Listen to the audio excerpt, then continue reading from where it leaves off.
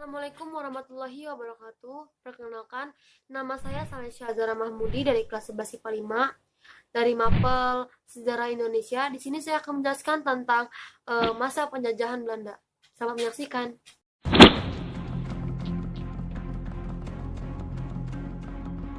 Pada tahun 1595, Belanda dalam rutenya hingga ke Nusantara, yaitu Indonesia adalah Barat Afrika ke Tanjung, Harapan ke Samudra Hindia, lalu ke Selat Sunda dan ke Banten, yang membawa 4 kapal yang dipimpin oleh Cornelis de Houtman.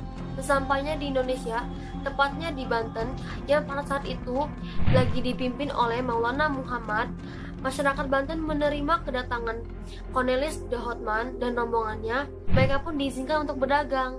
Nah, pada saat itu rombongan Cornelis de Houtman tiba-tiba saja diusir karena sikap yang kurang menyenangkan atau kurang sempurna.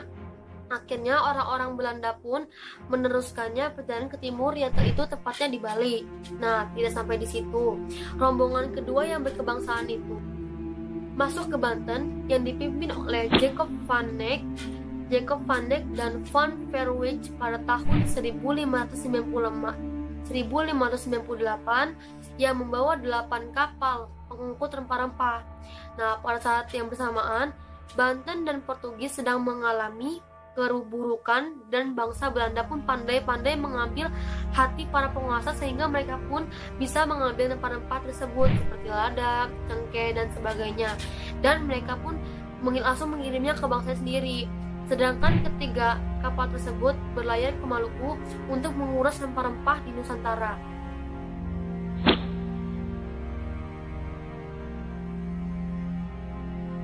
Dan yang kedua, di VOC, ekspedisi kedua dipimpin oleh Jacob van Dijk dan berhasil membawa rempah-rempah sehingga Belanda untuk datang ke Indonesia.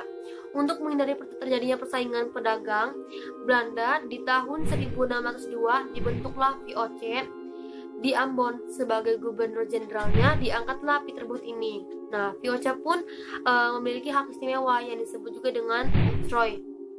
Nah, yaitu hak itu berupa: 1. Hak memonopoli perdagangan. Yang kedua, hak memiliki tentara dan mendirikan benteng. Yang ketiga, hak mengadakan perjanjian dengan penguasa atau raja-raja setempat. Yang keempat, hak memiliki mata uang sendiri.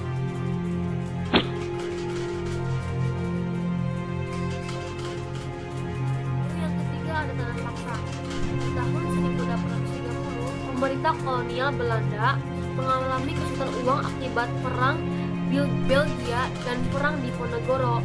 Pada sebab itu, Van den Bosch mengusulkan kebijakan untuk melakukan sistem kulturstelsel atau sistem tanam paksa. Tujuan utamanya yaitu untuk memperoleh pendapatan yang begitu besar dengan mewajibkan menanam tanaman dagang yang laku dibutuhkan di pasaran Eropa. Adapun pokok-pokok dalam sistem tanam paksa adalah: 1.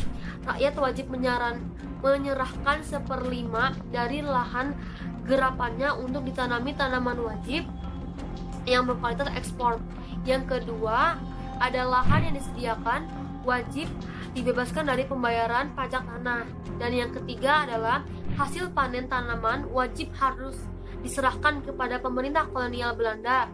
Setiap kelebihan hasil panen dari jumlah pajak akan diberikan kepada rakyat. Nah, yang keempat, tenaga dan waktu yang diperlukan untuk menggarap tanaman wajib tidak boleh melebihi tenaga dan waktu yang diperlukan untuk tanaman padi. Yang kelima, mereka tidak punya tanah wajib bekerja selama 66 hari setahun di perkebunan milik pemerintah. Yang ketujuh, kegagalan panen tanaman wajib akan menjadi tanggung jawab pemerintah. Nah, akibat adanya sistem tanam paksa atau juga disebut juga kulturstelsel ini, ada akibatnya. Nah, yang pertama, kalau bagi pemerintahan kolonial Belanda, yaitu 1. Kesulitan keuangan bisa diatasi. Yang kedua, pemerintah Belanda mengalami surplus di bidang keuangan. Yang ketiga, perusahaan transportasi Netherlands Handel Maatschappij atau yang disingkat NHM mendapat keuntungan melimpah. Nah, itu adalah akibat pelaksanaan tanam paksa bagi kolonial Belanda. bagi pemerintahnya. Nah, yang kedua ada pun juga bagi rakyat Indonesia. Yang pertama yaitu rakyat di beberapa daerah tertimpa bahaya kelaparan. Yang kedua, banyak penduduk yang melarikan diri meninggalkan desanya. Yang ketiga, terjadinya kegagalan panen. Yang keempat, jumlah penduduk di Jawa berkurang.